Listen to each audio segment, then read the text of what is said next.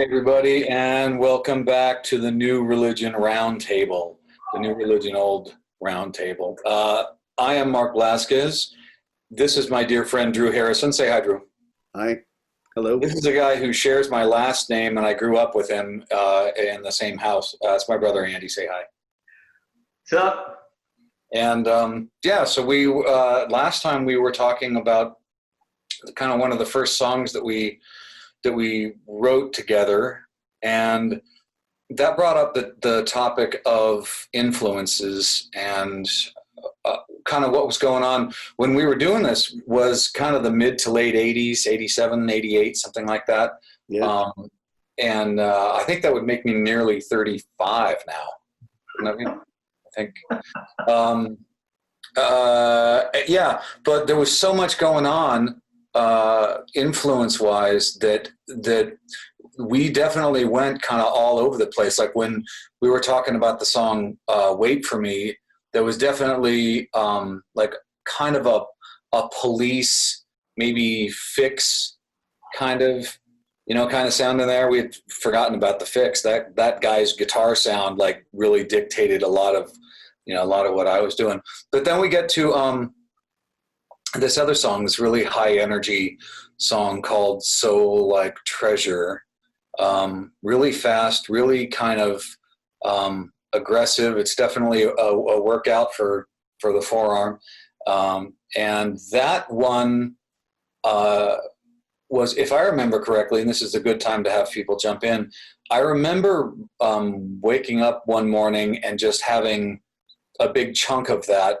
That's funny, Andy was just talking with us about this, having a big chunk of that kind of already done. And it's one of those things where you're scrambling in one direction to find a pen and paper and another direction to find the closest guitar, because whatever this is going to go away in 10 seconds if I don't get it down. And I know that I got a lot of it written, but then it came over because Drew just showed me the lyrics recently. And apparently I wrote right up to the last verse and then bailed out, and I think I actually wrote on the lyrics, "You come up with some words here." Like I just hung out to dry. Like, here's this awesome song. I'm too lazy to finish this. Why not you do it? And why is it the third verse always suffers? It's like I think of the influences that were on us at that time, and influences on anybody that was playing music except maybe Metallica, who was in the room next door to us. Remember that in Concord? Just pre world conquering status. Get out of my way, Redfield. I want to get a Coke. But at the time we were all in it together. But think about that. We were sitting there with Wait, and you were coming in with records. I had my Beatles influence, but I had a lot of like I said previously, I wanted to write lyrics. You didn't let me write lyrics except the last line on Soul Like Treasure, which I think I just repeated. I think I said, let's just repeat the old one. I even threw it back at you. But there was so much cool music in the 80s that we were filtering ourselves through. And this song always had a bit of a Smiths, kind of a Johnny Marr kind of thing, even though it was kind of raw, it wasn't all affected. It was kind of, from my perspective, it was kind of Smiths, and then Daniel Ash, Love and Rockets, sure, Bauhaus, that thing, because there was like a way of like, what do you? It may be an acoustic guitar, but you don't have to play it like one. You should attack it like, like you're trying to hurt it. Yeah, and Love and Rockets was the one, and we had, of course, there was some U2 there. Bauhaus was there, but it wasn't Bauhaus. We weren't Bauhaus. Gene Loves Jezebel. We haven't even brought up the ones. Gene Loves Jezebel was such an influence because they were the guys. Well, the band. They were dressed cool. Yeah. They had a great band. And they had a great stage presence. And their music had so much dynamics that sometimes it would explode big, but at other times they could just let the quietest little thing kind of snake around for a long time and be cool with that. That was, I always thought they were kind of an undersold or undervalued commodity. I so agree. And we had In Excess. Remember In Excess too? Oh, You know, we were Don't Change. You know, so we were just, you know, adrenalized. And I think Soul Like Treasure is just, you know, we're exploring this. It's a byproduct of the adrenaline, you know, and it was cool, man. I looked at something right now for 1987, and we played this song. Remember that place in Danville? The Bottom Line, I think is what it was called. Yeah. The upstairs. I'm looking at this because Notorious. Duran Duran song? We played Notorious. Duran. You know, it's my boy John Taylor. Yeah, what's funny about revisiting so much of this is that I have absolutely no memory of all of it. Like there must have been a time when my brain contained the information needed to play these songs. Yep. Yeah, hold on. That's all you can play now because you're going to get us banned. Oh, I know. Right. So shut it down. You're allowed 24 bars, I think. So yeah, and I've hit them all. So yeah, I think the influences were numerous, to say the least, and those are some really cool times, man. I remember, you know, we were getting kind of wild. I mean, wild for suburban people, but I have to tell the story of one party we did. I don't know whose house it was at. I think it was in Danville. You had the cool hair, and I would never dye my hair. And I remember one night being completely blotto drunk, or getting there, and then I waking up the next morning with black hair, with blue like tint, and shoe polish black. Changed my life. Exactly. Changed. Actually, that was Nice and Easy number 124, natural blue black, because everyone knows that blue black is a natural color. Natural. Yes, natural. So yeah, there was some crazy moments. I'd have to say this in the, you know, I know we're going to get to the song here, but this is I don't know, shouting out. I was working at AT&T, and I had this job at AT&T.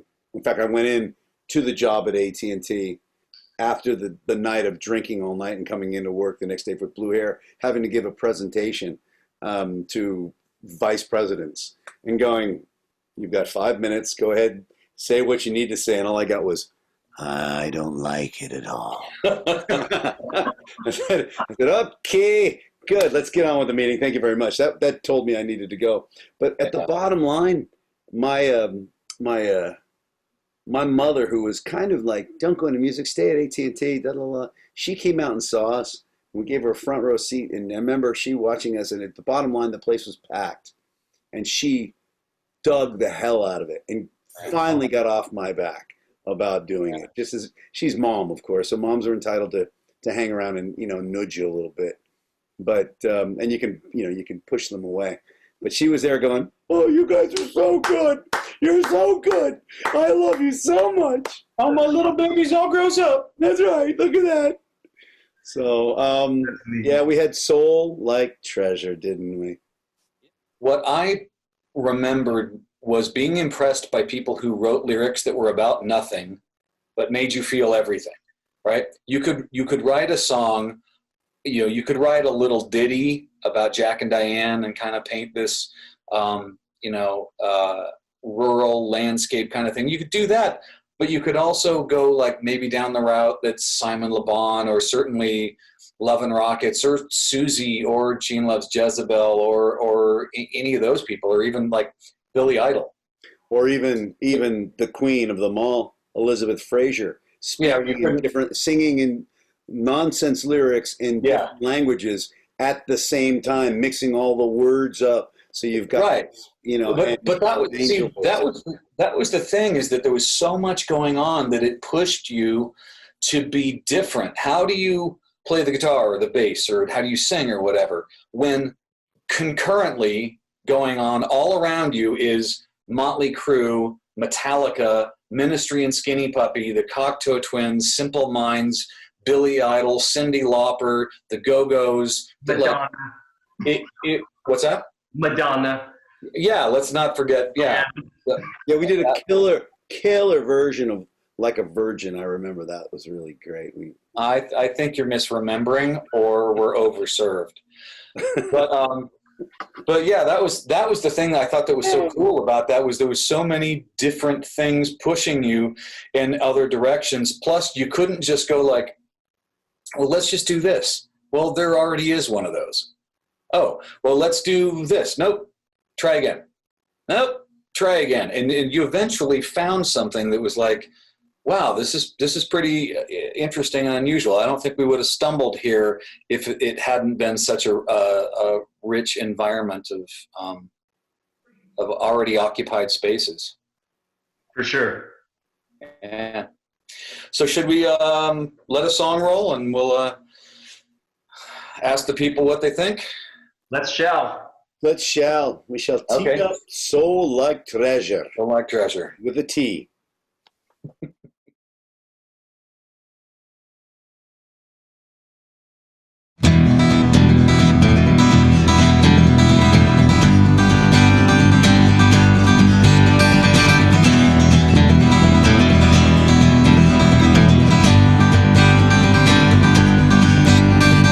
Don't stop, it spirals downwards. Don't stop, this infancy reclined. Tomorrow's face, the one I wear. Today's disgrace, this bleeding heart. Whoa.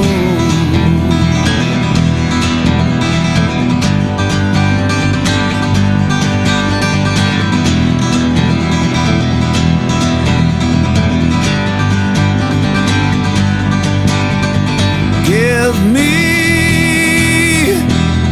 your whole lifetime. Give me my peace of mind. Solitaire, my will is binding. Take me for all you can. Bury my soul like treasure. Bury it far from me. Bury my soul like treasure. Bury it far from me.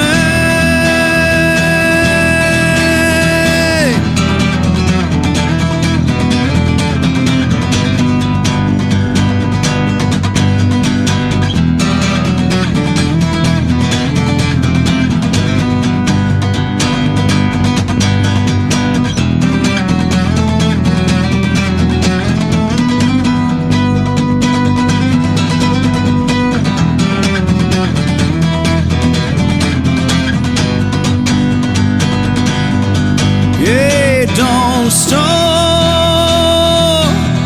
It's Sunday morning. Don't stop.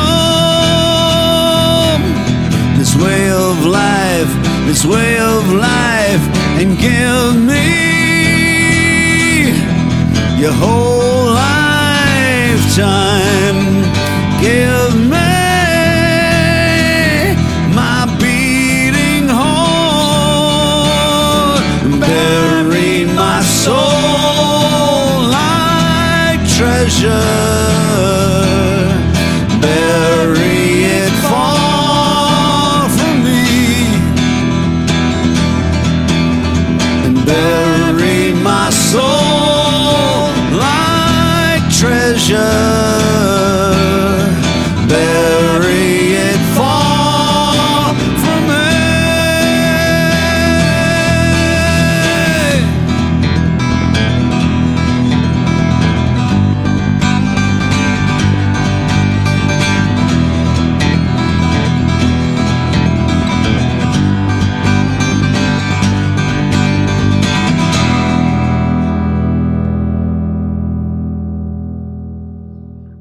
Well, that was Soul Like Treasure, the new version of it, where we got to re-examine the whole idea and try to play it clean and true. And while we were enjoying watching that video, we all decided to try to, as best we can these days, revisit our 1980s hair, because I'm pretty sure I was rocking a Robert Smith / Steve Stevens kind of vibe there. Am I doing that justice? You aren't.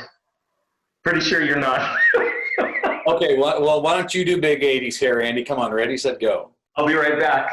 So trust me, when they watch the next video that we're going to show, which is the original version of this song with the video that you made. Yeah. Oh, you've got some good hair options in there, brother. We owned the 80s. Yeah, I had a flock of seagulls. Right? Down. It was awesome. It was awesome. Yeah. And I look back and just think, you know, the again, back to the influences, and I think what Mark was alluding to is, you know, everything from funk to punk to scream to pop to bubblegum music and all that. It just gave you license to feel safe trying whatever the heck you wanted to try. Yeah.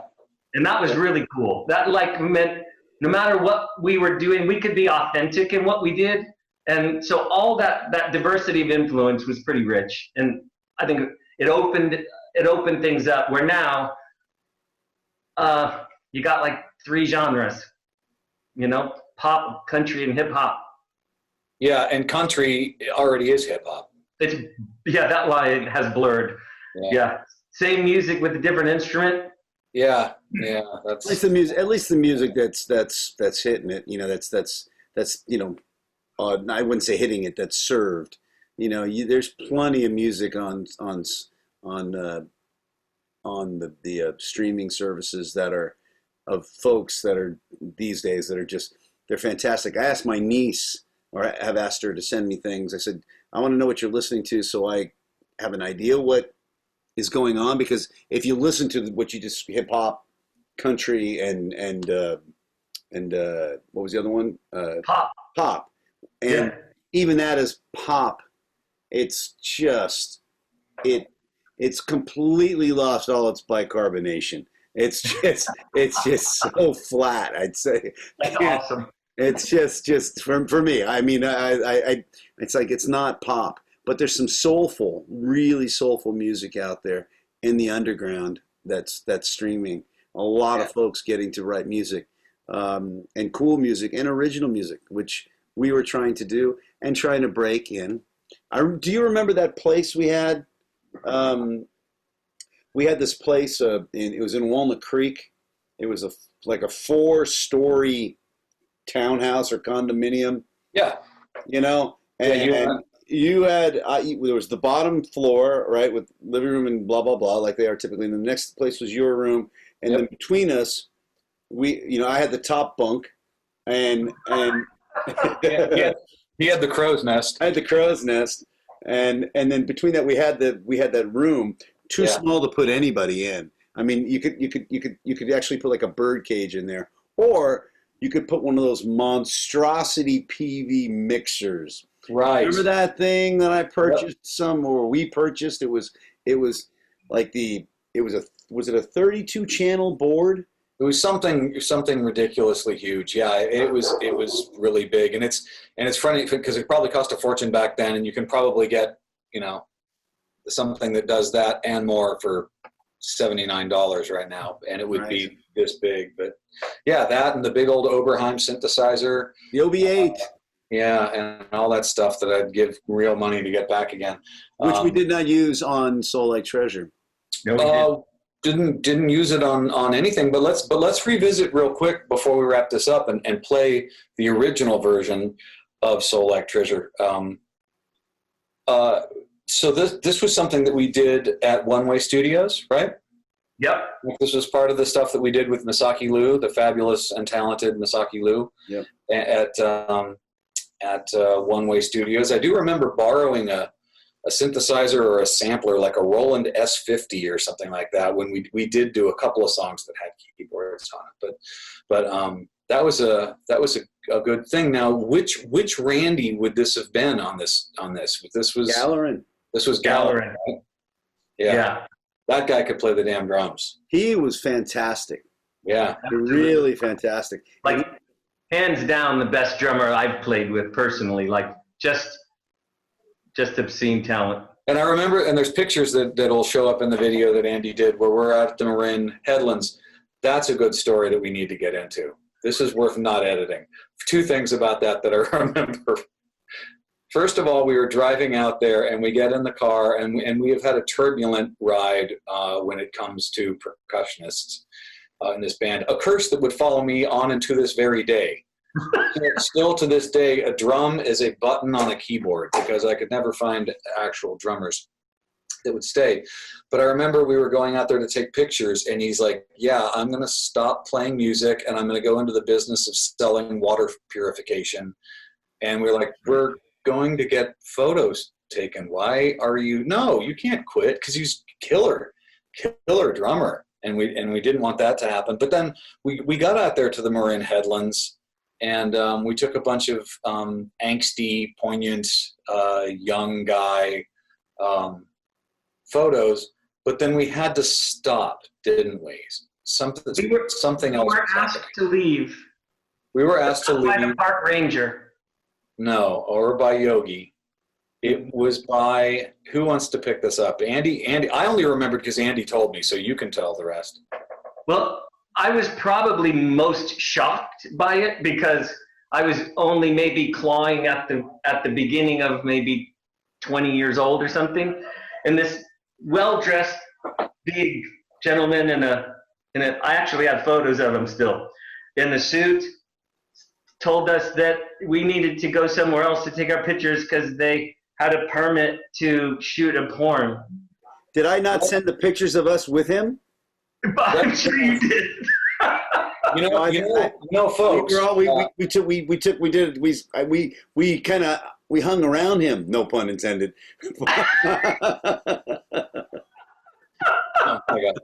So here's the magic. Here's the magic of video. When you guys finally actually are watching this, we're going to put that actual picture right here. Yes. See? There he is. There's the man who said, you have to excuse me, we have a permit for porn. Get out of here, babies. What kind of form do you have to fill out to get a permit for porn? Permit for porn. Yeah. Dude, that was 30 years ago and I'm still blushing. Yeah.